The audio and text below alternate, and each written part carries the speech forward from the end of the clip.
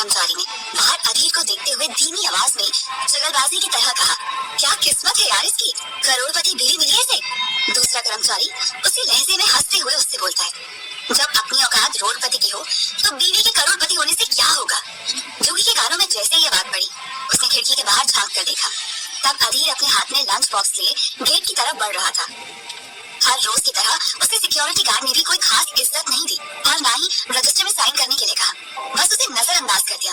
वैसे देखा जाए तो अधीर दिखने में बुरा नहीं था, फिर भी हर रोज टिफिन बॉक्स लिए सीधा यहाँ पहुँच जाता। दिन बदल रहे थे पर अधीर के अंदर कोई बदलाव नहीं आया। वो सर झुकाकर ऑफिस के अंदर आया और सीधा केबिन की तरफ चला गया। जैसे ही वो केबिन के पास पहुंचा, उसे अंदर एक आदमी की आकृति नजर आई। अधीर देख पा रहा था कि वो आदमी मोहिनी के कितने करीब है और मोहिनी उसकी टाई ठीक कर रही है। ये सब देखने के बाद उन दोनों के बीच क्या रिश्ता था, ये भी अधीर ने नहीं सोचा। बस उसने हल्के हाथ से दरवाजा खटखटाया और फिर केबिन के हैंडल पर हाथ रखकर धक्का देते हुए दरवाजा खोला। मोहिनी ने झटके से खुद को संभालते हुए अधीर की तरफ देखा और वो गुस्से से झल्ला उठी। उसने कहा, ये क्या तमीज है, अगर दरवाजा खटखटाया था तो 2 मिनट बाहर इंतजार कर लेते, क्या इतना भी नहीं होता तुमसे। समझ में नहीं आता भगवान ने किस गधे को मेरे गले बांध दिया है। मोहिनी को गुस्से में लाल पीला होते हुए देख उसके ठीक बगल में खड़ा राजीव उसके कंधे पर हाथ रखते हुए बड़े प्यार से नरम लहजे में कहता है, शांत हो जाओ मोहिनी, अब वो समय नहीं रहा जहाँ औरतों को अपनी शादी निभाने के लिए एड़ी चोटी का बल लगाना पड़े। मुझे तो समझ नहीं आता तुम इस निकम्मे को डिवोर्स क्यों नहीं दे देती।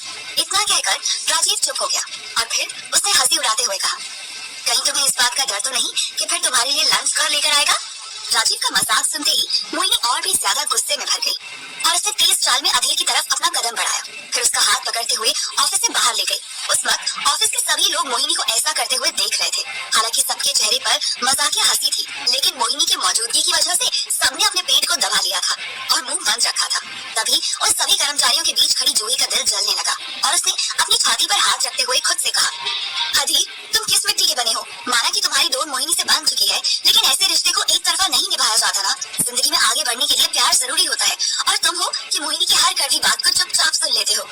इतने में जूही ने लंबी सांस ली और डरे हुए मन से पलटकर खिड़की की तरफ देखा, जहाँ मोहिनी अधीर पर चिल्लाते हुए टिफिन बॉक्स फेंक रही थी और कह रही थी कि आज के बाद तुम्हें मेरे लिए लंच लाने की कोई जरूरत नहीं है। मैंने कई बार तुमसे कहा है कि ऑफिस में अपनी शक्ल मत दिखाओ।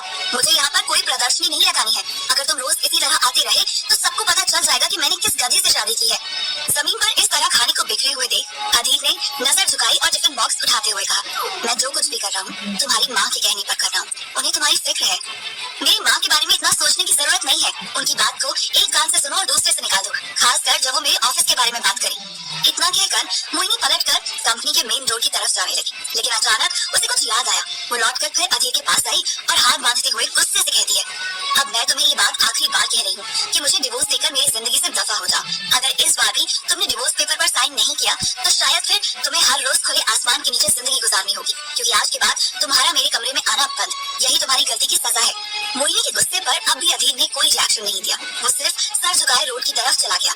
दूसरी तरफ मोहिनी उस दिन के बारे में सोचने लगी जिस दिन घर पर उसकी और अधीर की शादी की बात चल रही थी। मोहिनी ने एक निकम्मे आदमी से शादी करने से साफ मना कर दिया था। हालांकि तब तक उसने अधीर की शक्ल भी नहीं देखी थी, लेकिन उसकी दादी मानने को तैयार नहीं थी। उनकी अंतिम इच्छा थी कि मोहिनी की शादी अधीर से ही हो। इसीलिए उन्होंने अपने कांपते हाथों से मोहिनी के हाथ को पकड़कर कहा, अगर तुमने इस लड़के से शादी नहीं की ना बेटा, तो शायद मुझे स्वर्ग में भी सुकून नहीं मिलेगा। क्या तुम मेरे लिए ये चाहती हो? आज तक मैंने तुम सबका ख्याल रखा। तुम्हारे दादाजी के गुजरने के बाद अकेले कंपनी संभाली। उसके बदले कम से कम मेरे लिए इतना कर दो और यकीन मानो कि जिस लड़के की मैं बात कर रही हूँ, एक दिन तुम्हें उस बात पर गर्व महसूस होगा कि तुम्हारी दादी ने तुम्हारे लिए हीरा चुना है। दादी तो प्यारी प्यारी बातें करके चल बसी, लेकिन ये नकली हीरा मोहिनी के गले में अटकी हड्डी की तरह हो गया था। जैसे ही अधीर वापस जाने के लिए मेट्रो स्टेशन तक पहुंचा, तभी उसने अपना दायां हाथ जेब में डाला और उसे याद आया कि उसकी सास ने मोहिनी को दवाई देने के लिए भी कहा था। वो दवाइयाँ मोहिनी घर पर ही भूल आई थी। कुछ सोचते हुए अधीर ने अपनी कदम वापस लिए और फिर कंपनी की तरफ बढ़ा। उसके चेहरे पर ना तो कोई डर नजर आ रहा था और ना ही आंखों में कोई शर्म थी। जब वो गेट के पास पहुंचा तो सिक्योरिटी गार्ड ने कहा, अरे ओ भैया, अब इस बार पिटकर ही मारोगे क्या? आज आते हो बार बार, क्या मैडम के गुस्से से तुम्हें डर नहीं लगता? अब क्या काम है, बोलो। सिक्योरिटी गार्ड का सवाल सुनते ही अधीर ने अपने जेब से एक दवाई का पार्सल निकाला और सिक्योरिटी गार्ड की तरफ बढ़ाते हुए कहा, क्या तुम ये मेडिसिन मोहिनी तक पहुंचा दोगे? सिक्योरिटी गार्ड हंसा और उसने कहा, हम क्या तुम्हें शक्ल से बेवकूफ लगते हैं जो नागिन के बिल में हाथ डालेंगे? हमको सिर्फ यहाँ बैठकर इस रजिस्टर में लोगों के आने जाने की खबर लिखने का पैसा मिलता है, डिलीवरी करने का नहीं। और रही बात मदद की, ऐसी औरतों की कौन मदद करेगा जिसे चिल्लाने के अलावा और कुछ नहीं आता। वैसे एक बात बताओ, तुम इतनी सेवा क्यों करते हो? मैंने उन्हें कई बार डिवोर्स शब्द कहते हुए सुनाए, क्या तुम पति हो उसके? सिक्योरिटी गार्ड भी अधीर का मन पढ़ना चाहता था। वैसे तो स्टाफ में ये बात आग की तरह फैल चुकी थी कि इतनी बड़ी टेक्सटाइल कंपनी की सीईओ ने एक निकम्मे से शादी की है, लेकिन किसी की इतनी हिम्मत नहीं थी कि वो मुंह पर बोल पाए। वैसे मोहिनी की शादी देहरादून में हुई थी। उसके स्टाफ से कोई भी आदमी वहाँ मौजूद नहीं था। साथ ही परिवार के भी कुछ ही लोगों को बुलाया गया था, वरना समाज में सवाल उठ खड़े होते। रही बात अधीर की, उसकी तरफ से तो संकल्प भी पंडित ने खुद ही लिया था। अभी तक मोहिनी के लिए अधीर एक ऐसा लड़का था जिसके माँ बाप ना होने के कारण शायद दादी को उस पर दया आ गई होगी, इसीलिए उन्होंने अपनी पोती को उसके पल्ले बांध दिया। सिक्योरिटी गार्ड के मना करने के बाद अधीर ने फिर से हिम्मत दिखाई और ऑफिस के अंदर चला गया। जैसे ही केबिन के अंदर खड़े राजीव की नजर अधीर पर पड़ी, तभी उसके दिमाग में एक खुराफाती प्लान जग उठा और उसने मोहिनी की गैर मौजूदगी पर उस प्लान को अंजाम देने की कोशिश की और मोहिनी का पानी का गिलास अपनी तरफ लेते हुए अपनी जेब से पिंक कलर का पाउडर निकाला और अधीर के अंदर आने तक का इंतजार किया। जैसे ही अधीर ने केबिन का दरवाजा खोला, वैसे ही राजीव ने वो पिंक पाउडर मोहिनी के ग्लास में मिलाया और फिर अचानक से अपना हाथ हटा लिया। अधीर आगे बढ़ा और उसने राजीव से कहा, ये तुम क्या कर रहे हो? राजीव अपने चेहरे पर शैतानी मुस्कुराहट रखते हुए कहता है, मैं क्या कर रहा हूँ? कुछ भी तो नहीं। देखो, तुमने अभी अभी मोहिनी के पानी के ग्लास में कुछ डाला है। मैं जानता हूँ आखिर तुम क्या करने की कोशिश कर रहे हो। तभी राजीव ने एक नजर बाहर की तरफ घुमाई और मोहिनी को दूर दूर तक देखने की कोशिश की। अचानक उसे मोहिनी केबिन की तरफ आती हुई नजर आई। ये देखकर राजीव ने अपने जेब से पाउडर का पैकेट निकाला और कहा, तुम क्या इसकी बात कर रहे हो? ये तो सिर्फ पेट का कब्ज दूर करने का चूर्ण है। अधीर ने राजीव के हाथ से वो पैकेट छीना और उस ग्लास को उठाते हुए राजीव से कहा, अगर तुम इतने भरोसे के साथ कह सकते हो तो पहले से खुद पीकर बताओ। दोनों के बीच में झड़प हो रही थी। अचानक मोहिनी केबिन के अंदर आई और अधीर के हाथ से पानी का गिलास जमीन पर छूट गया और उसके टुकड़े टुकड़े हो गए। मोहिनी ये देखकर हैरान रह गई। तभी राजीव ने मोहिनी के गुस्से को और हवा देते हुए कहा, तुम भी ना मोहिनी, इस पर कुछ ज्यादा ही भरोसा करती हो। जितना जल्दी हो सके इसको डिवोर्स दे दो, वही तुम्हारे लिए बेहतर रहेगा। अगर मैं इस वक्त यहाँ नहीं होता तो ये तुम्हारे पानी में जहर मिलाकर तुम्हें पिला देता। ये देखो, इसके हाथ में क्या है। राजीव ने पूरा खेल पलट दिया था और पूरा ब्लेम अधीर पर डाल दिया। अब तक भले ही मोहिनी अधीर से छुटकारा पाना चाहती थी, लेकिन उसे इस बात का भरोसा था कि अधीर कभी उसको नुकसान नहीं पहुंचाएगा और उसके इसी भरोसे को तोड़ने के लिए राजीव ने ये हरकत कर डाली। मोहिनी ने एक बार गौर से सारी चीजों को देखा और फिर आगे बढ़ते हुए गुस्से से अपना हाथ उठाकर अधीर के चेहरे पर थप्पड़ मार दिया और कहा, बस इतना ही देखना बाकी रह गया था। मैंने अभी अभी समझाया था ना तुम्हें क्या करना है। जाओ और डिवोर्स पेपर साइन करो। इतना सब होने के बाद भी अधीर ने अपनी बात समझाने तक की सहमत नहीं थी। अपने गाल में हाथ लगाकर सीधा केबिन से बाहर निकल गया। उस वक्त जूही मोहिनी के केबिन से बाहर थी। हालांकि उसने कई बार अधीर को जलील होते हुए देखा था, लेकिन आज पहली बार वो मार भी खा रहा था। ये बात जूही को बर्दाश्त नहीं हुई और वो अधीर के पीछे पीछे चली गई। जैसे ही अधीर तेज चाल में ऑफिस से बाहर निकलता, तभी जूही ने कहा, रुक जाओ। आज पहली बार अधीर से किसी ने बात करने की कोशिश की थी और ये आवाज उसके लिए नई थी, इसीलिए उसके कदम वहीं रुक गए। जब उसने मुड़कर देखा तो एक सुंदर लड़की अपने चेहरे पर हजारों भाव लिए उसकी तरफ सवालिया नजर से देख रही थी। अधीर के पास उस वक्त कहने के लिए कुछ भी नहीं था। तभी जूही ने एक कदम आगे बढ़ाया और फिर अधीर से कहा, कैसे इंसान हो तुम? हर रोज जलील होते हो और फिर से अगली बार जलील होने आ जाते हो। क्या तुम्हारे मन में कभी ये सवाल नहीं उठता कि ऐसा करने से तुम्हारी क्या इज्जत रह जाएगी? लोग तुम्हें किस नजर से देखेंगे? जूही की बात सुनकर अधीर मुस्कुराया और उसने कहा, आज मैंने पहली बार किसी को मेरी बेइज्जती की वजह से परेशान होते देखा है। वैसे सच कहूँ तो मैं तुम्हारे सवाल का जवाब नहीं दे सकता। बस इतना कह सकता हूँ कि बेवजह मेरे लिए परेशान होने की जरूरत नहीं है। मुझे कोई फर्क नहीं पड़ता कि लोग मुझसे क्या कहते हैं। जूही कहती है, लेकिन क्यों? क्या तुम मोहिनी से इतना प्यार करते हो कि उसके लिए कुछ भी झेलने को तैयार हो? इस सवाल पर एक बार और अधीर को हंसी आई और उसने कहा, ये तो वक्त ही बताएगा। इतना कहकर वो वहाँ से चला गया।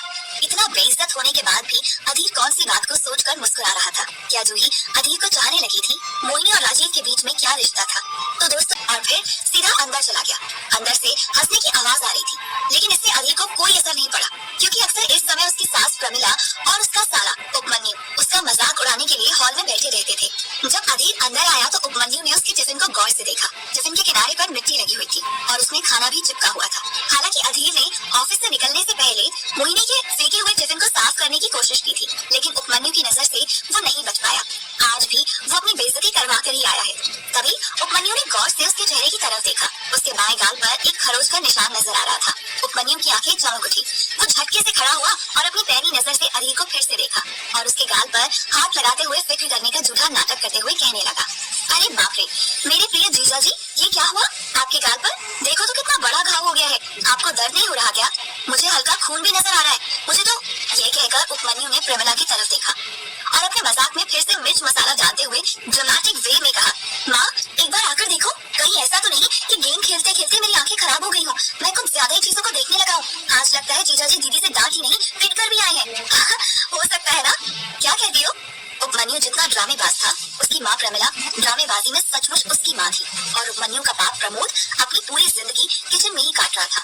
उसने भी उपमन्यु की बात सुनी और वो किचन के दरवाजे पर आकर खड़ा हुआ। उसने गौर से अधीर की तरफ देखा और इसी बीच अधीर की नजर आईने पर पड़ी।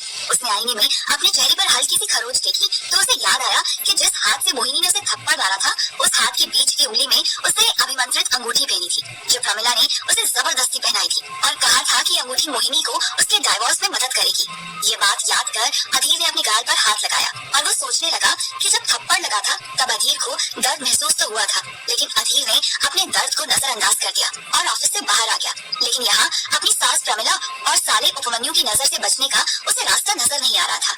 हर रोज की तरह आज भी उसकी सास और साला उसका मजाक उड़ा रहे थे। इतने में प्रेमिला और उपमन्यु जोर जोर से हंसने लगे। तभी प्रमिला ने कहा, हाँ कोई बड़ा घाव नहीं हुआ है जो तुम इस निकम्मे के लिए परेशान हो रहे हो। और आदि तुम जाओ मेरे लिए चाय बना कर लेकर आओ, मेरा फेवरेट सीरियल आ रहा है। इतना कहकर वो बिना रुके किचन की तरफ चला गया। वहाँ अधीर के ससुर ने उसके लिए हल्दी का लेप बना दिया था और किचन में आते ही उन्होंने लेप उंगली में लिया और अधीर के गाल पर लगाकर और मुंह में पान चबाते हुए कहा। उस समय उसकी आवाज ऐसी महसूस हो रही थी जैसे लालू प्रसाद स्वयं साक्षात किचन में आ गए हो। अरे बेटा ये क्या करते हो, शक्ल का हाल देखो, 12 बजा रखे हैं। कितनी बार समझाए हम तुम्हें, पर तुम हो कि समझते ही नहीं हो। क्या हमारे जैसा बनना चाहते हो? देखो हमारी पूरी जिंदगी किचन में ही रह गई। देखो चुपचाप तलाक दे दो और निकल जाओ। सुंदर दिखती हो, कोई भी लड़की मिल जाएगी। देखो हमारे जैसा बनने से तो कोई फायदा नहीं। हमारे जमाने की बात अलग थी और हम तो पैदा ही कद्दू की तरह गोल हुए थे। ऐसे में डर था कि प्रमिला को नहीं झेलेंगे तो फिर जिंदगी भर कुंवारे रह जाएंगे। पर तुम वो क्या कहते हो, फिल्म वाले हैंडसम एक्टर जैसे लगते हो। अधीर उनकी बात को सुनता रहा और उसने गैस पर चाय की केटली चढ़ा दी। चाय बनते ही एक कप में चाय छानते हुए अधीर ने अपने ससुर की तरफ बढ़ाई और 2 कप अपनी सास और साले के लिए बाहर ले जाने लगा। इससे पहले कि वो दरवाजे तक पहुंचता तभी प्रमोद ने अधीर का हाथ पकड़ा और कहा, कितना ही समझाओ तुम्हारी खोपड़ी में कुछ नहीं घुसता। अब इतनी जल्दी चाय बनाकर चाय देने जाओगे तो फिर से मजाक का कारण बनोगे। पहले अपने लिए छानो और हमारे साथ चाय पर चर्चा करो, उसके बाद आराम से जाकर दिया ना। भला इनका क्या काम है, ये दिन भर निठल्ले ही बैठे रहते हैं, मुफ्त की रोटी तोड़ते हैं। काम तो सारा मेरी प्यारी फूल सी बेटी करती है, पर हमारे और तुम्हारे मामले में वो भी अकल की कच्ची निकली। आखिरकार अधीर ने अपना मुंह खोला और कहा, आप फिक्र मत कीजिए, सही समय आने पर सब कुछ सही हो जाएगा। इसके बाद दोनों दामाद और ससुर साथ में चाय पीने लगे। दूसरी तरफ केबिन में मोहिनी के ठीक सामने बैठा राजीव उसे नए नए लुभाने वाले प्रलोभन दे रहा था।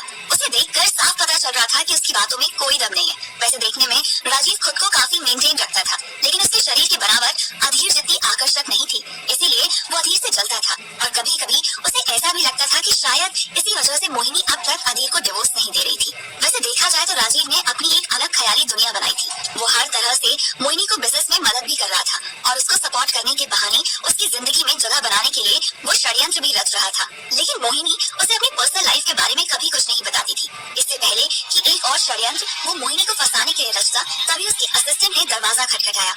मोहिनी ने उसे अंदर आने के लिए कहा और आने का कारण पूछा।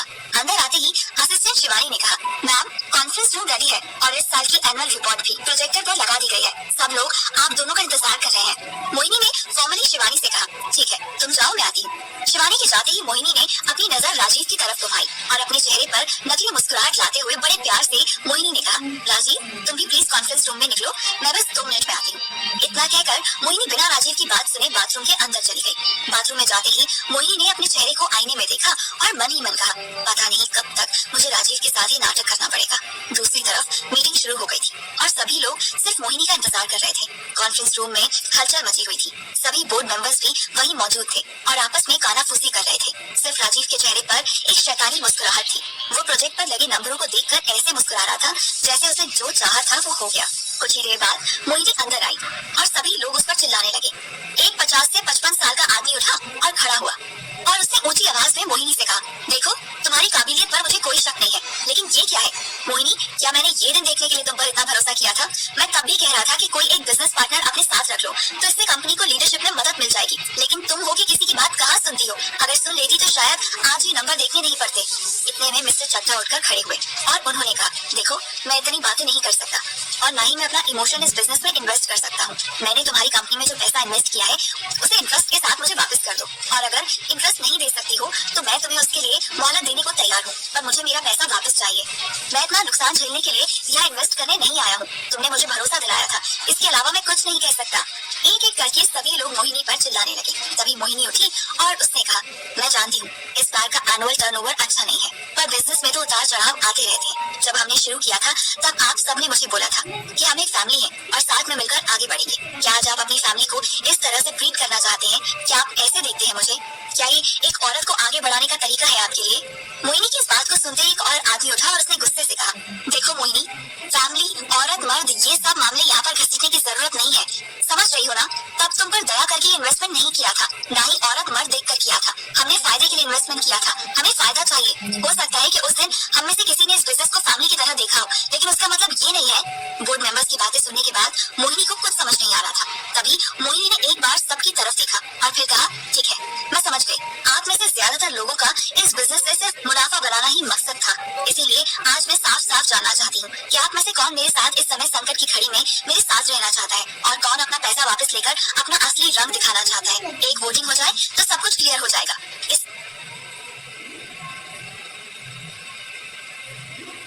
इससे पहले कि बोर्ड मेंबर वोटिंग करने के लिए तैयार होते, तभी राजीव उठा और उसने सबसे बड़ी विनम्रता के साथ कहा, आप लोग समझदार हैं, इसीलिए आपके सामने समझदारी वाली बात करना तो बेवकूफी हो जाएगी। देखिए, मैं आपको ये नहीं बोलूंगा कि आप लोग मोहिनी का साथ दीजिए, लेकिन एक बात मैं जरूर कहना चाहता हूँ। माना कि इस साल का टर्नओवर अच्छा नहीं रहा, लेकिन अगले साल का टर्नओवर अच्छा हो सकता है। उसके लिए एक साल तक वेट करने की जरूरत नहीं है। जैसे कि बैंक के लोन चुकाने से पहले कुछ दिन की मोहलत देता है बैंक, उस तरह आप भी 1 महीने के लिए मोहिनी कॉर्पोरेशन को वक्त दीजिए। अगर 1 महीने में मोहिनी आपकी उम्मीद में खरी उतर गई तो आप उसके साथ बने रहना, वरना ये 100 करोड़ की कमी जो आपको इस साल के टर्नओवर में नजर आ रही है, उसे देखते हुए आप अपना हाथ पीछे खींचने के लिए आजाद हैं। मैं बस 1 महीने तक रुकने के लिए कह रहा हूँ। इतना कहकर राजीव ने मुस्कुराते हुए मोहिनी की तरफ देखा।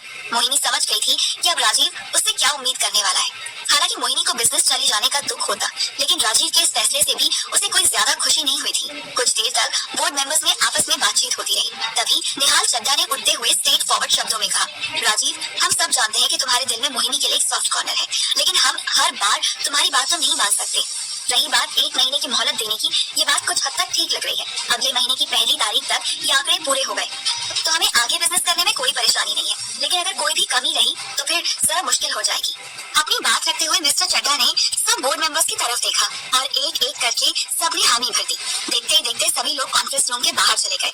अंत में राजीव मोहिनी के पास आया और उसने मोहिनी को कांग्रेचुलेट किया। मोहिनी ने उसकी बात का कोई जवाब नहीं दिया और राजीव को जाने के लिए कहा। राजीव कॉन्फ्रेंस रूम से मुस्कुराते हुए बाहर आया। उसने ऑफिस के सभी स्टाफ की तरफ देखते हुए हाथ हिलाकर बाय कहा और ऑफिस से बाहर निकलते हुए बाहें फैलाकर अपनी खुशी जाहिर की। फिर अपने फोन पर एक नंबर डायल किया। जैसे ही उसे एहसास हुआ कि सामने वाले इंसान ने फोन उठा लिया है, तभी अपनी खुशी को जाहिर करते हुए राजीव ने मुस्कुराते हुए कहा, हम अपनी मंजिल के बहुत करीब हैं। अब समझो 1 महीने के अंदर मोहिनी कॉर्पोरेशन हमारे हाथ में आ जाएगा और साथ ही मोहिनी भी। और फिर फोन रखते हुए राजीव ने एक बार और आसमान की तरफ देखकर अपने घमंड पे कहा, देखता हूँ इस चाल की कामयाबी के बाद मोहिनी मुझसे बचकर उस 2 कौड़ी के इंसान अधीर के पास कैसे जाती है। क्या राजीव की चाल कामयाब होगी? मोहिनी इतने सारे पैसे कहाँ से लाएगी? क्या अधीर मोहिनी को डिवोर्स देगा? तो दोस्तों 3 साल के रिश्ते के बारे में सोचा। उसके चेहरे पर भाव बता रहे थे कि उस रिश्ते में उसे भी खास दिलचस्पी नहीं थी। तभी उसने अपनी जेब से एक छोटा सा कैलेंडर निकाला। उसे कैलेंडर के अनुसार आज की रात उसके सारे दुखों का अंत होने वाला था। यही सोचते हुए वो कमरा ठीक करने लगा। ये उसका रोज का काम था। कमरा ठीक करने के बाद अधीर ने घड़ी की तरफ देखा। रात के 8:30 बज रहे थे। वैसे तो हर रोज मोहिनी 7 से 7:30 बजे तक घर आ जाती थी। ऐसा इन 3 सालों में कभी नहीं हुआ था कि वो कभी 1 घंटे लेट हुई हो। और दिल्ली जैसे शहर में चाहे जितनी भी सेफ्टी बरती जाए, लड़कियों का देर रात तक बाहर रहना आज भी लोगों के मन में डर पैदा करता है। इसीलिए प्रमिला हाफती हुई सीढ़ियों से ऊपर चढ़ी और बिना रुके अधीर पर बरस पड़ी। तुम क्या दिन भर मुफ्त की रोटियां तोड़ते रहोगे? तुम्हें शर्म नहीं आती? मेरी बेटी इतनी बड़ी कंपनी संभालती है और तुम उसकी सेफ्टी का भी ख्याल नहीं रख सकते। कैसे पति हो तुम जिसे अपनी पत्नी की चिंता नहीं है? हाँ, घड़ी में देखो समय कितना हुआ है। अभी तक वो घर नहीं आई है और अब तक तो तुम्हें कम से कम उसके ऑफिस में फोन करके पूछ लेना चाहिए था। नहीं, अधीर ने अपनी सास की बात मानते हुए पैंट की जेब से मोबाइल निकाला और नंबर डायल करने लगा। तभी प्रमिला ने उसके हाथ से फोन छीना और उसे बिस्तर की तरफ फेंकते हुए उखड़े अंदाज में कहा, अब क्या जो बोलूंगी वही करोगे? और तुझे क्या मैं बेवकूफ लगती हूँ जो बिना अपनी बेटी की खबर लिए अब तक बैठी रहूंगी? मैंने मोहिनी को फोन किया था पर वो फोन नहीं उठा रही है। मैंने उसके ऑफिस के नंबर पर डायल किया, लेकिन गार्ड ने फोन उठाकर बताया कि मोहिनी तो कब की ऑफिस से निकल गई है। इसका मतलब जरूर वो रास्ते में ही कहीं है। ऐसे बिना बताए वो कभी किसी दोस्त के घर नहीं जाती। वैसे भी जब से तुम दोनों की शादी हुई है तब से उसके सभी दोस्तों से उसने रिश्ते नाते तोड़ दिए हैं। नए दोस्त तो उसके बनने से रहे। पूरी बात सुनने के बाद अधीर ने फिर से अपना फोन उठाया और दरवाजे से बाहर जाने लगा। तभी फिर उसने अपनी सास की तरफ देखा और धीमी आवाज में कहा, मैं जाकर देखता हूँ।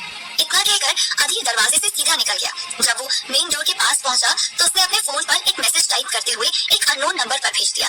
फिर वो घर की कुछ ही दूरी पर मेन गेट की तरफ चला गया। रिक्शा लेने से पहले एक बार और उसने अपनी जेब से फोन निकाला और फोन पर आए हुए नोटिफिकेशन को देखा। उस नोटिफिकेशन को खोलते ही अधीर को फोन में एक फोटो नजर आया, जिस फोटो में मोहिनी एक बार में बैठी अपने मुंह में वाइन का ग्लास लगाए हुए नशे में चूर लग रही थी। साथ ही उस मैसेज के नीचे बार का एड्रेस लिखा हुआ था। मैसेज मिलते ही अधीर ने शुक्रिया कहा और रिक्शा वाले से सामान्य अंदाज में कहा, भैया मालवीय नगर मेट्रो स्टेशन चले। रिक्शा वाला भोजपुरी अंदाज में कहता है, 50 रुपया लगेगा। अधीर ने रिक्शे वाले को आंख दिखाई और रिक्शे में बैठ गया। फिर उखड़े भाव से बोला, जब मैंने पैसे नहीं पूछे तो तुम क्यों पूछ रहे हो? ऐसा लग रहा था अधीर ने घर पर मिलने वाले तीनों की भड़ास उस रिक्शे वाले पर निकाल दी थी। अधीर मालवीय नगर मेट्रो स्टेशन पहुंचते ही रिक्शे वाले के हाथ में 100 का नोट रखता है और बिना छुट्टे लिए मेट्रो स्टेशन की ओर चला जाता है। कुछ ही देर में मेट्रो पकड़कर अधीर सीधा राजीव चौक पहुंचा। उसने मेट्रो से बाहर आने के बाद एक लंबी सांस ली और फिर बताए हुए एड्रेस को देखा और कुछ देर में उसी पते पर पहुंच गया। तब उसने देखा कि बार में कई सारे लोग बैठे थे। वहाँ ज्यादातर लड़के थे। उनमें से कुछ लड़कों की नजर मोहिनी पर भी थी और वो इस फिराक में थे कि मोहिनी 1-2 पैक और गटक जाए तो उसके साथ छेड़खानी करे। लेकिन अधीर का मोहिनी की तरफ बढ़ना कहीं न कहीं उनके अरमानों पर पानी फेर रहा था। दूसरी तरफ अधीर ने मोहिनी का हाथ पकड़ा और अपनी जेब से पैसे निकालते हुए काउंटर पर रखे और मोहिनी को ऑर्डर देते हुए कहा, चलो यहाँ से। मोहिनी ने जैसे ही अधीर की कड़क भरी आवाज सुनी वो चौंक उठी। हालांकि वो नशे में थी, लेकिन फिर भी उसके दिमाग में ये सवाल खड़ा हो रहा था कि अधीर उससे ऐसे कैसे बात कर सकता है। इससे पहले वो अपनी कुर्सी से उठकर अधीर के गिरेबान में हाथ डालकर उसे कुछ बोलने की कोशिश करती। इतने में अधीर ने उसकी कमर पर हाथ रख दिया और उसे दरवाजे की तरफ लेकर जाने लगा।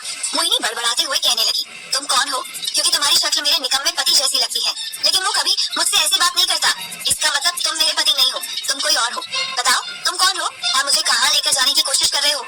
अधीर ने मोहिनी की बात का कोई जवाब नहीं दिया, बस उसे इसी तरह ले जाते हुए उसकी कार के पास आ गया और फिर मोहिनी से बोला, कार की चाबी कहाँ है?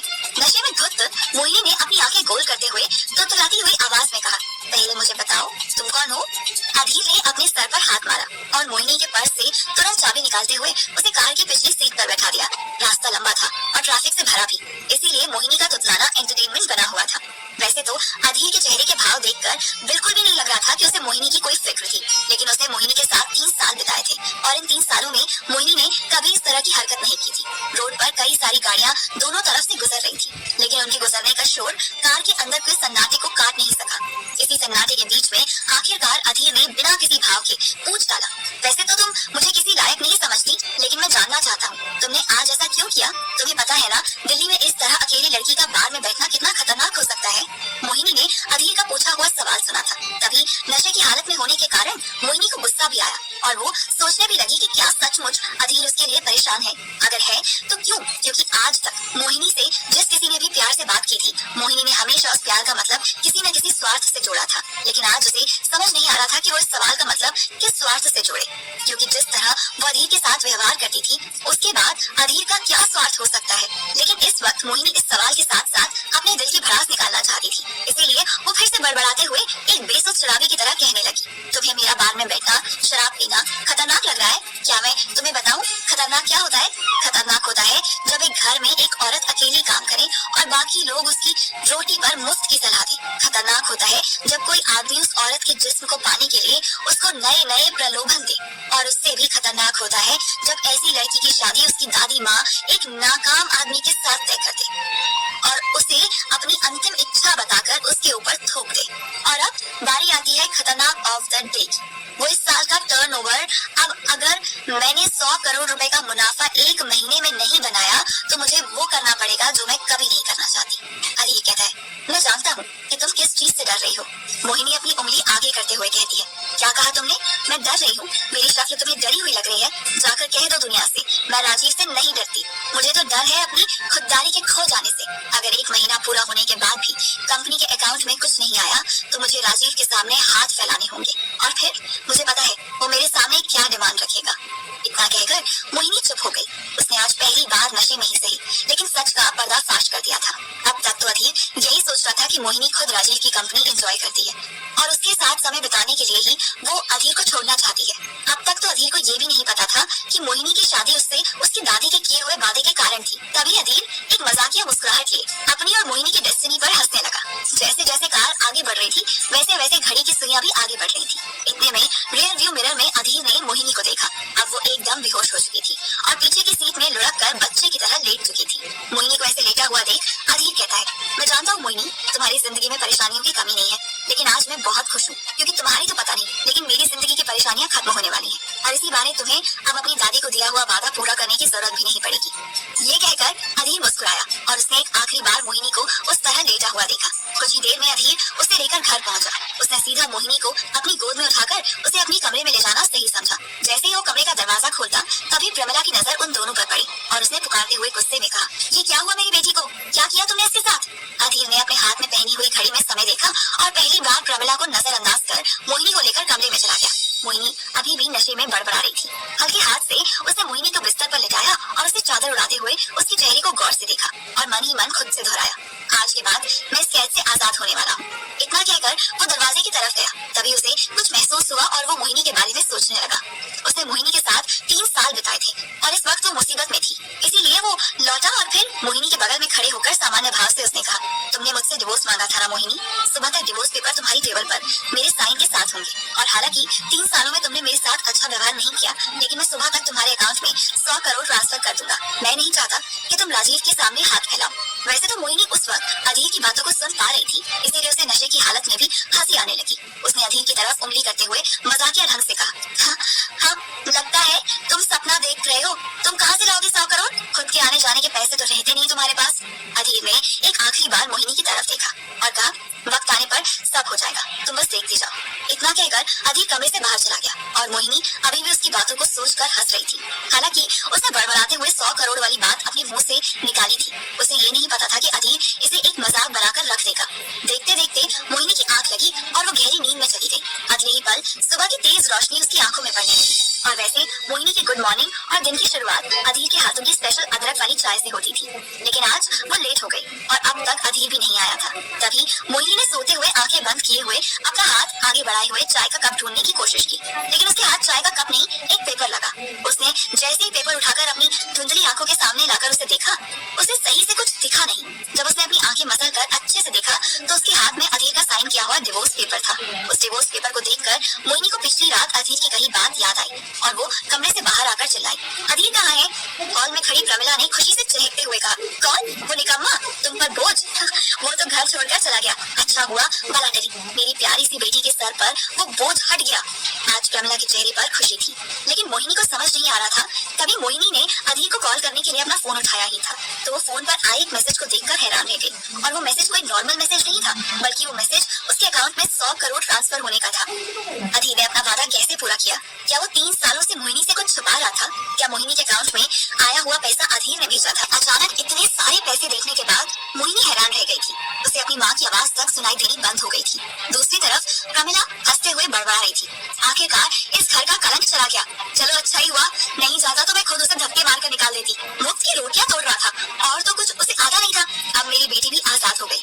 इतना कहकर प्रमिला ने मोहिनी की तरफ देखा और उसके चेहरे पर चिंता के भाव देखते हुए कहा, तू फिक्र मत कर बेटा, मैं तेरे लिए अमीर और हैंडसम लड़का चुनूंगी और तेरी शादी धूमधाम से करवाऊंगी। और अगर कोई नहीं मिला तो राजीव तो जरूर राजी हो जाएगा। करोड़ों की दौलत है उसके पास, और क्या चाहिए? मोहिनी ने अपनी माँ की बात सुनते आंखें गोल घुमाई और उसकी बात का कोई जवाब नहीं दिया। साथ ही वो सीधा अंदर चली गई। दूसरी तरफ उपमन्यु मोहिनी को इस तरह हैरान देखकर उसके पीछे पीछे उसके कमरे तक चला आया। इतना ही नहीं, यहाँ प्रमोद जी को समझ नहीं आ रहा था कि अचानक अधीर कहाँ जा सकता है। उनकी बात करें तो इस घर में अधीर के अलावा उनकी इज्जत करने वाला तक कोई नहीं था। तभी उन्होंने मन ही मन कहा, घर में ये सब क्या हो रहा है पता नहीं। ये कहकर वो अपने किचन की तरफ चले गए और नाश्ता बनाने की तैयारी करने लगे। लेकिन अब भी उनके दिमाग में अधीर को लेकर सवाल चल रहा था। तभी उन्होंने अपने फोन की स्क्रीन की तरफ देखा। साथ ही उनके मन में 2 बातें घूमने लगी। पहली कि उनके दामाद को फोन करना चाहिए या नहीं, और दूसरी क्या प्रमिला की मनोकामना पूरी हो गई थी। आखिरकार उन्होंने फोन उठाया और अधीर का नंबर डायल कर ही लिया, लेकिन उसका number out of coverage area आने लगा था। दूसरी तरफ उपमन्यु अपनी बहन को हैरान देखकर अंदर आया और उस इस वक्त मोहिनी यहाँ से वहाँ चक्कर काटते हुए अपने फोन पर किसी से बात कर रही थी। उसकी बातों में हैरत साफ नजर आ रही थी। तभी मोहिनी ने कहा, जल्द से जल्द मुझे बताओ कि इतना पैसा किसने ट्रांसफर किया है। एचआर ने आधी नींद में फोन उठाया और तुरंत कंपनी का अकाउंट खोलते हुए ट्रांसफर करने वाले का नाम लिखा। वहाँ पर अधीर लिखा हुआ था, इसीलिए एचआर ने इन्फॉर्मेटिकली कहा, मैम ट्रांसफर करने वाले का नाम अधीर है। मोहिनी कुछ देर के लिए हैरान हो गई। उसे याद आया कि पिछली रात अधीर ने उससे कहा था, तुम्हारी सारी परेशानियां दूर हो जाएंगी, मैं तुम्हें डिवोर्स दे दूंगा और तुम्हारा टारगेट भी पूरा हो जाएगा।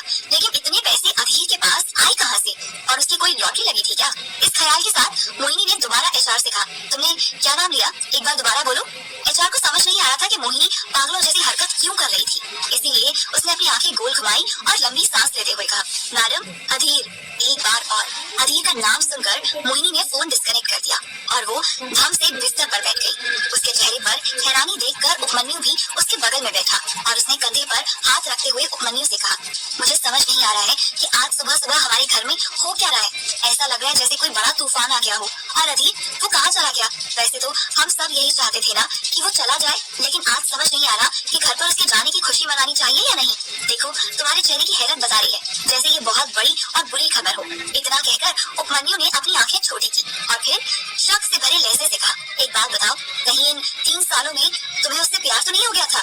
मोहिनी ने गुस्से से अपने भाई की तरफ देखा और कहा, क्या बात कर रहे हो, तुम्हारा दिमाग तो ठीक है ना? मुझे और अधीर से प्यार हो ही नहीं सकता। मैं तो बस ये सोच रही हूँ कि उसने मेरे अकाउंट में 100 करोड़ रुपए कैसे ट्रांसफर कर दिए, उसके पास इतना सारा पैसा कहाँ से आया? उपमन्यु तुरंत झटके से उठ खड़ा हुआ और उसे अपने कानों पर भरोसा ही नहीं हो रहा था। जिस इंसान को वो इतने दिनों से जलील कर रहा था और जो इंसान पाई पाई का मोहताज बना हुआ था, वो एक रात में करोड़पति कैसे हो सकता था? ये सोचते हुए उसने कुछ देर तक कमरे में चक्कर लगाया और फिर झटके से अपनी बहन की तरफ देखा, साथ ही फिर से हैरानी के साथ उसके बगल में बैठ गया। अब दोनों भाई बहनों के चेहरे पर एक जैसी रेखाएं नजर आने लगी थी। फिर कुछ देर बाद उपमन्यु ने उसी हैरानी से कहा, 100 करोड़?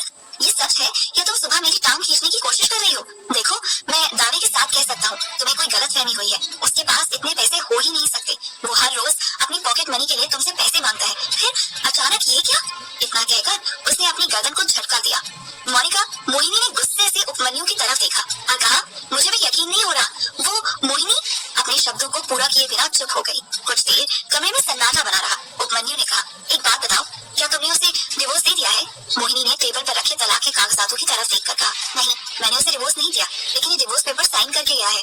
उपमन्यु ने कुछ सोचा और टेबल पर रखा हुआ डिवोर्स पेपर उठाकर गौर से उसे देखने लगा। फिर उसने मोहिनी के बगल से थोड़ा और उसकी तरफ खींचते हुए धीमी आवाज में कहा, मुझे लगता है उसकी लॉटरी लग गई है और वो अपने पैसे हमसे बचाकर रखना चाहता है। अगर उसने तुम्हें 100 करोड़ दिए हैं तो इसका मतलब उसके पास बहुत ज्यादा पैसे होंगे।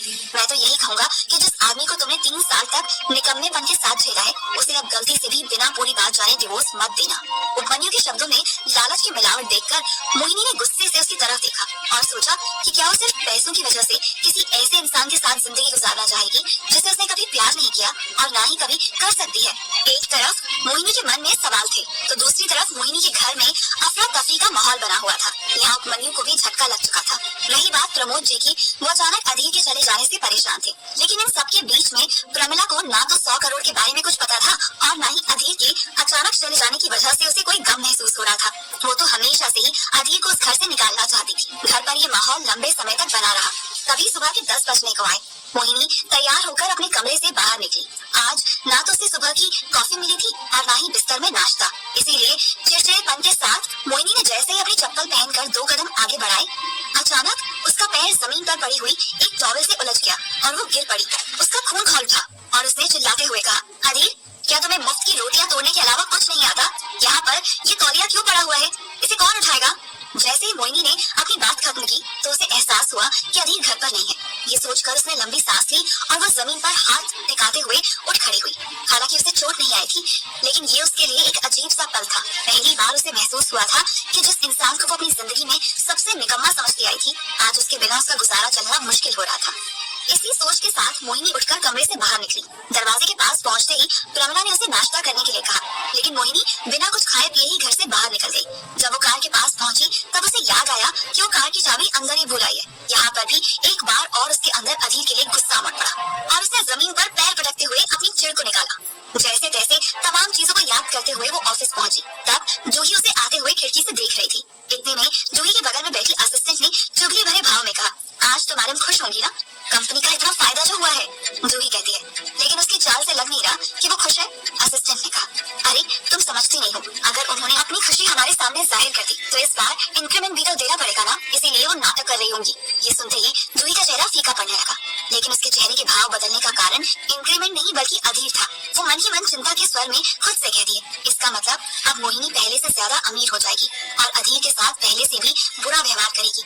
ये अधीर भी ना पता नहीं क्यों इस औरत के पीछे अपनी जिंदगी खराब कर रहा है। ऐसे तो वो बिना प्यार के ही मर जाएगा। कल जब मैंने आगे बढ़कर उससे बात करने की कोशिश की तब भी उसने कोई जवाब नहीं दिया। आखिर उसे कैसे बताऊं कि उसे भी जीने का हक है। जूही को ख्यालों में डूबा देख असिस्टेंट ने उसे झकझोरते हुए कहा, क्या हुआ, क्या सोच रही हो? ऐसे ही सोचती रही तो सुबह सुबह तुम्हारा ही श्री गणेश हो जाएगा। वैसे भी आज मैनेजर ने नया प्रेशर दे दिया है, देख सब लोग कैसे परेशान हैं।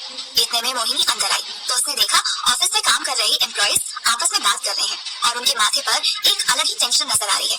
मोहिनी ने कुछ देर रुककर माहौल को समझने की कोशिश की, लेकिन ऐसा लग रहा था जैसे सुनामी आ गई हो और सब लोग उसमें तैर रहे हो। तभी एक एम्प्लॉय कहता है, पहले क्या कम काम था और ये नया प्रेशर? मैनेजर ने तो हमें समझने तक का ही टाइम नहीं दिया। तभी दूसरी एम्प्लॉय ने इशारा करते हुए उसे गेट की तरफ देखने के लिए कहा। वो इस बात से बेखबर था कि मोहिनी दरवाजे पर खड़ी है। जैसे ही मोहिनी की नजर उस पर पड़ी तभी मोहिनी के चेहरे पर गुस्सा देखकर वो अपनी जगह पर बैठ गया और मोहिनी तेज चाल में अपने केबिन के अंदर चली गई। अंदर आते ही मोहिनी अपनी कुर्सी में बैठकर कुछ देर बाहर देखती रही। उसे नजर आ रहा था कि अब भी कर्मचारी आपस में बातें कर रहे हैं। आखिर बात को समझने के लिए मोहिनी ने अपनी असिस्टेंट को अंदर आने के लिए कहा।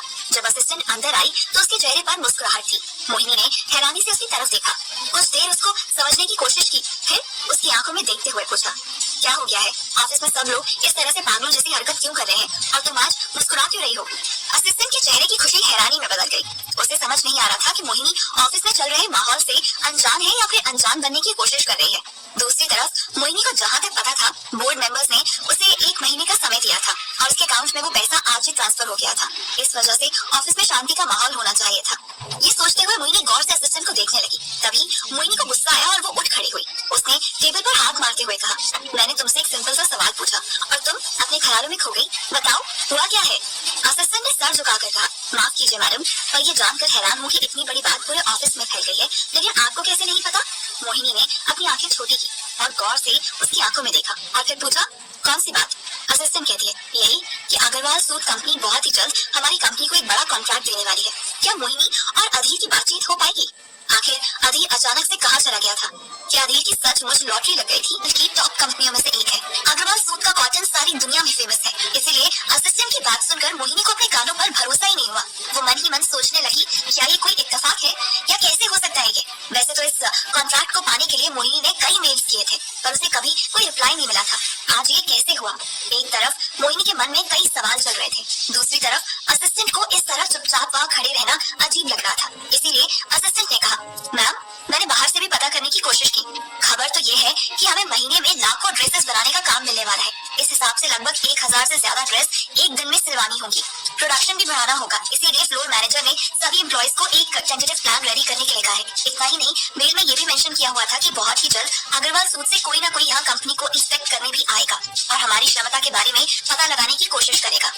अब मोहिनी को ये भी समझ नहीं आ रहा था कि इतनी बड़ी कंपनी ने मोहिनी की कंपनी को कॉन्ट्रैक्ट दिया है या देने वाली है। ये तो अब तक पता कैसे नहीं चला। ये सोचकर मोहिनी ने असिस्टेंट से कहा, वाओ दैट्स गुड न्यूज, बस मुझे ये बताओ कि अग्रवाल कंपनी का मेल किसने रिसीव किया और मुझे क्यों नहीं इन्फॉर्म किया गया? असिस्टेंट फिर हैरान होकर कहती है, मैम आपकी ही तो मेल आईडी पर मेल आया है, मैंने तुरंत एचआर को इन्फॉर्म किया और फ्लोर मैनेजर को भी। रही बात आपकी, आज से पहले मुझे कभी आपकी मेल की इन्फॉर्मेशन देने की आपको जरूरत नहीं पड़ी और आपने खुद ही मुझसे कहा था कि आप सुबह सबसे पहले कंपनी के मेल चेक करती हैं। लगता है आज आपको समय नहीं मिला होगा। बात तो सही थी। हर दिन जब मोहिनी सुबह उठती थी तब अधीर कॉफी का मग उसके हाथ में पकड़ा देता था और मोहिनी तुरंत अपना फोन उठाते हुए अपने ईमेल और मैसेजेस चेक करती थी।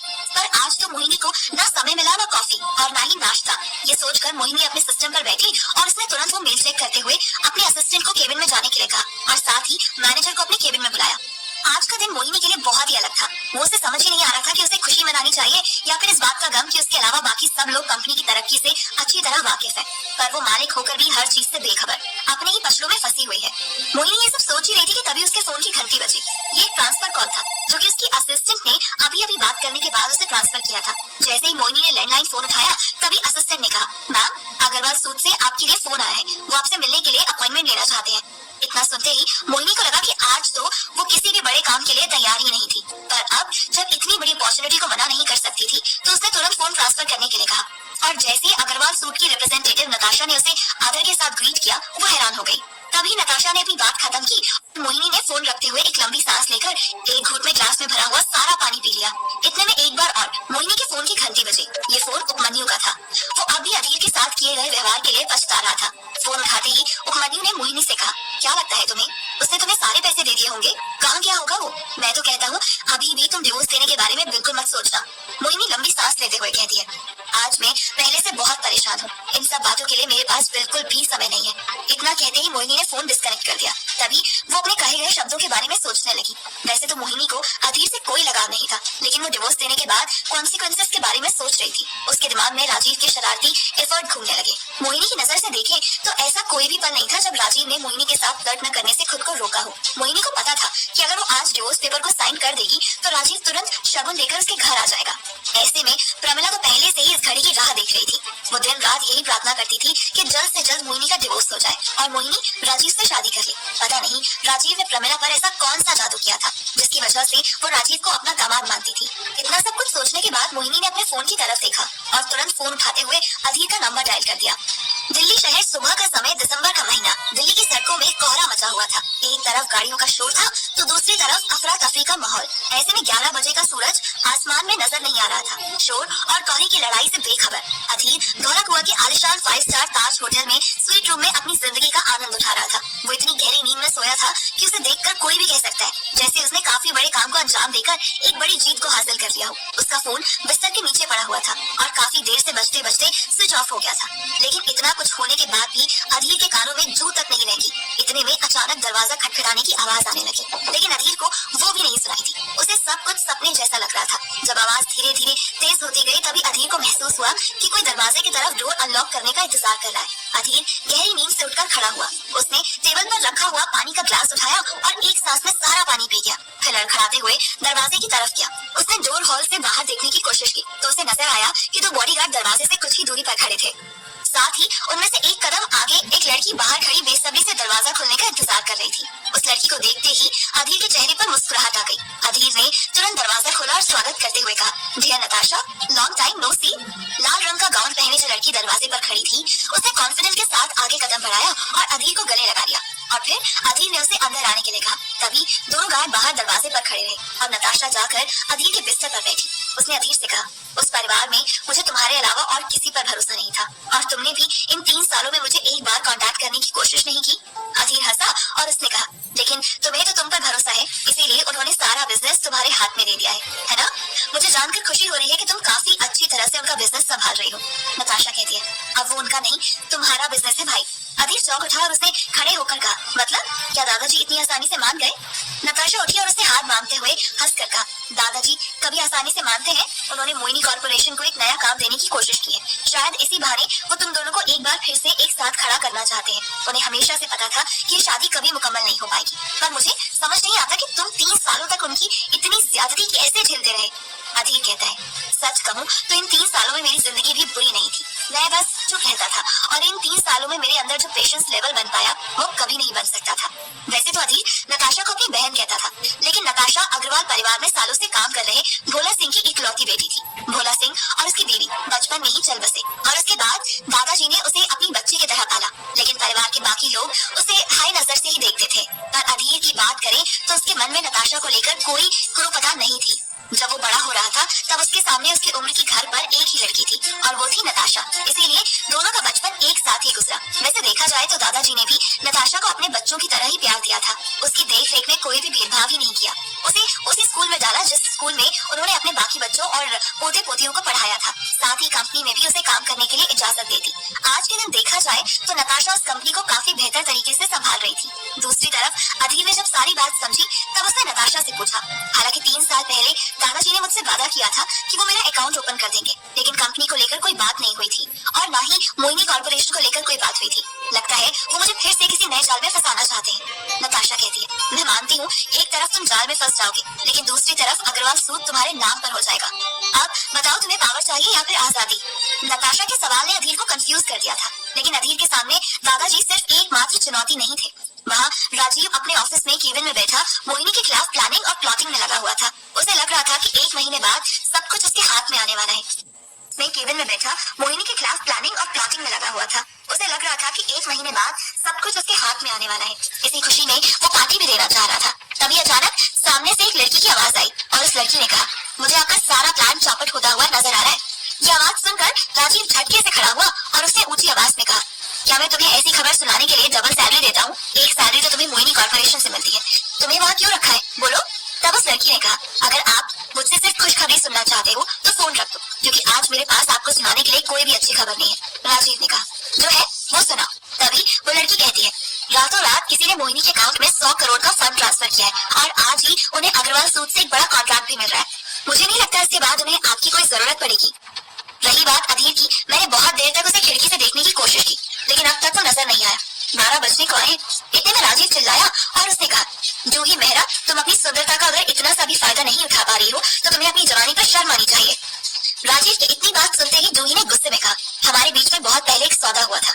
अगर मुझे पता होता कि आगे चलकर आप मेरे साथ ऐसा व्यवहार करने वाले हैं तो वो डील कब का कैंसिल कर देती मैं। कुछ देर रुककर जूही ने फिर से कहा, अभी भी कुछ नहीं बिगड़ा है, मैं चाहूँ तो बैकअप कर सकती हूँ और मुझे ब्लैकमेल करने की सोचना भी मत, क्योंकि जिस तरह आप मेरी सच्चाई जानते हैं उसी तरह मैं भी आपकी सच्चाई जानती हूँ। इतना कहकर जूही ने फोन डिस्कनेक्ट कर दिया और वो वर्क स्पेस की तरफ चली गई।